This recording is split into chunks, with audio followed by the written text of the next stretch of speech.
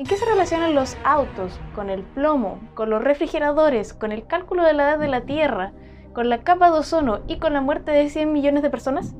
El factor común entre todos estos temas que parecieran ser aleatorios resulta ser un hombre llamado Thomas Mitchell. Agárrense porque aquí viene la historia. Resulta que en la primera mitad del siglo XX querían aumentar la potencia de los motores de los autos. En principio, mientras más comprimas la gasolina y el aire en el cilindro antes de que explote, mayor potencia obtendrás en cada ciclo. El problema al tratar de hacer eso es que la gasolina es demasiado buena, entonces a menudo basta con la presión del pistón dentro del cilindro para que la gasolina y aire explote antes de que la bujía suelte la chispa. El problema de eso es que en vez de una sola combustión ordenada y poderosa dentro del cilindro, obtienes múltiples explosiones desordenadas, turbulentas y ondas de choque dentro de él. El resultado de eso es un motor que golpetea y suena como tarro, que algunos piensan que es genial, pero la verdad es que la potencia del motor baja. Te gasta un montón de combustible y la turbulencia y las ondas de choque hacen añicos el cilindro y el pistón. Por eso los autos de principios del siglo XX tienen estos capós gigantes con un motor lleno de cilindros, todos ellos de baja compresión. Entonces básicamente la solución era cambiar el combustible por algo que no explotara tan rápidamente. Pero la gasolina es súper buena, tiene una densidad de energía increíble. Y Fernando se los puede explicar en otro video, yo no soy la experta. Y no era tan cara de producir. Resulta que la gasolina es una mezcla de un montón de hidrocarburos distintos. Pero hay unos en particular que se llaman heptanos y explotan hasta porque los miras. Así que no aguantan mucha presión, la verdad. Y hay unos llamados octanos que aguantan un montón de presión antes de explotar. Básicamente como yo.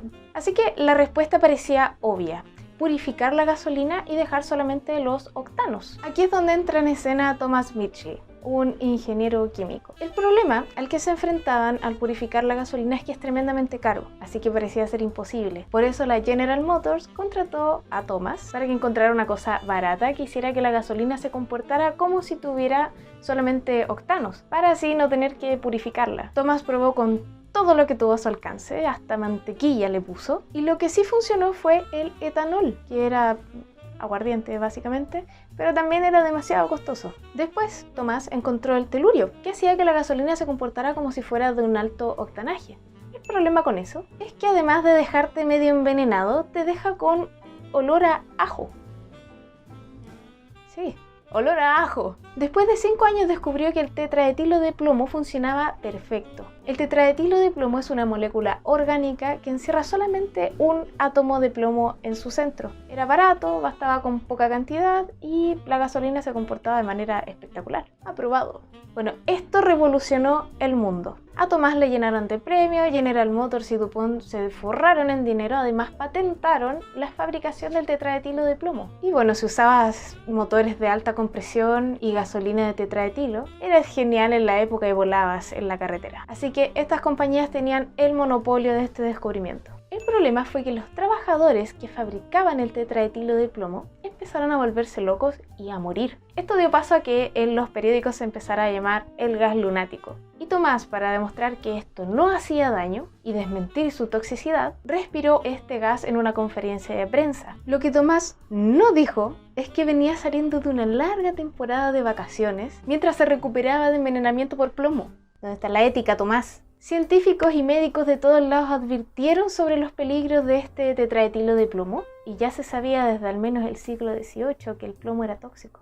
Pero la industria defendió el plomo argumentando que la cantidad que se usaba era tan minúscula que no le podría hacer daño a nadie. Y en efecto era muy poco el plomo que había en un solo estanque de auto, pero eran muchos autos los que estaban usándolo simultáneamente en el mundo. Y bueno, siguieron diciendo que no importaba porque la cantidad de plomo que se emitía a través de los autos era mucho menor a la que ya había naturalmente en la Tierra, así que no había problema. Y aquí entra a la historia otro personaje que se llama Claire Patterson, que era un geoquímico que quería saber nada más y nada menos que la edad de la Tierra. Eso de que la Tierra tiene cerca de 4.500 millones de años, lo descubrió él. Claire había trabajado en el proyecto Manhattan para crear la bomba atómica, separando el uranio 238 del 235, que era el que realmente servía para fabricar esta arma. Y eso le dio la idea de calcular la edad de la Tierra a través del decaimiento radiactivo. Resulta que el uranio 238 decae dando un paseo por la tabla periódica hasta el plomo 206, que es estable y no decae en nada. Le toma cerca de 4.500 millones de años a un grupo de uranio 238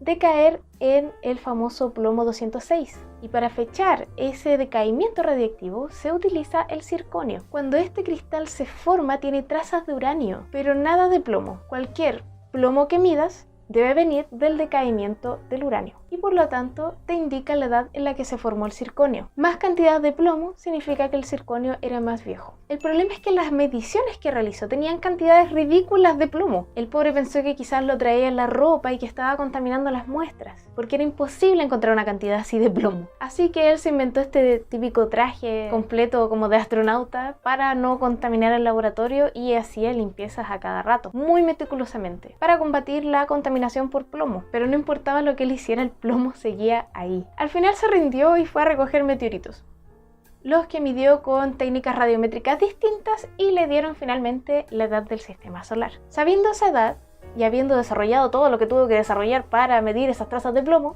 estaba listo para saber cuánto plomo era natural y cuánto no. Así que se fue a Groenlandia y el Ártico para sacar cilindros de hielo y medir las concentraciones de plomo en distintas épocas. El resultado fue que los niveles de plomo en esa época se habían disparado a niveles altísimos y habían llegado hasta el hielo del Ártico. Por supuesto, allá no hay autos. Después se puso a comparar el plomo hallado en los huesos de los muertos de su época y de las antiguas momias. Y resulta que los niveles de plomo eran 1000 veces mayor que lo normal en los difuntos de su época que en épocas pasadas. Y el problema de todo esto es que el plomo causa un desastre en nuestro cerebro, ya que reemplaza las moléculas de calcio que usan nuestras neuronas para transmitir señales, impidiendo un buen desarrollo de nuestra inteligencia. Dispara la agresividad y cuando estás intoxicado te vuelve furioso.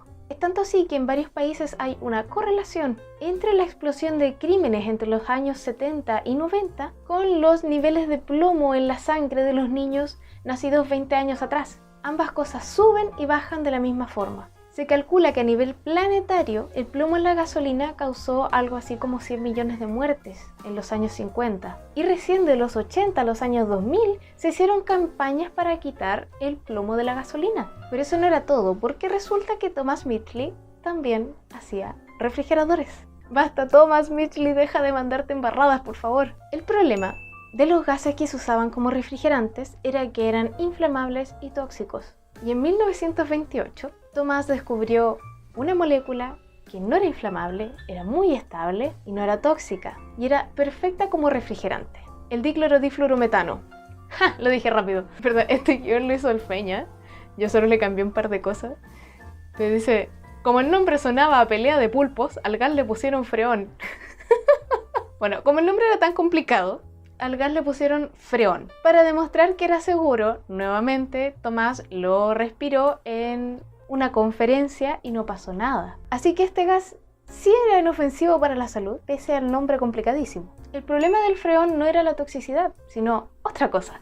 El freón es muy estable y muy liviano, entonces sube fácil hasta la estratosfera, en donde puede quedar hasta 100 años. El problema de eso es que si le llega un fotón ultravioleta, se quiebra y libera un átomo de cloro. Y ese átomo de cloro hace el ozono. Tomás, después de envenenar a la humanidad con plomo y matar a casi 100 millones de personas, dejar mal a niños por el átomo de plomo reemplazando el de calcio en sus neuronas y causar una ola de criminalidad planetaria, como diríamos en buen chileno, se pitió la capa de ozono. Aunque parezca increíble, el mismo tipo, el mismísimo, hizo todo esto. Se mandó los 2 condoros más grandes del mundo. Casi destruye la humanidad. El problema de todo es que al parecer Tomás era súper piola, era alguien muy tranquilo, alguien que, como yo, parece incapaz de destruir el mundo.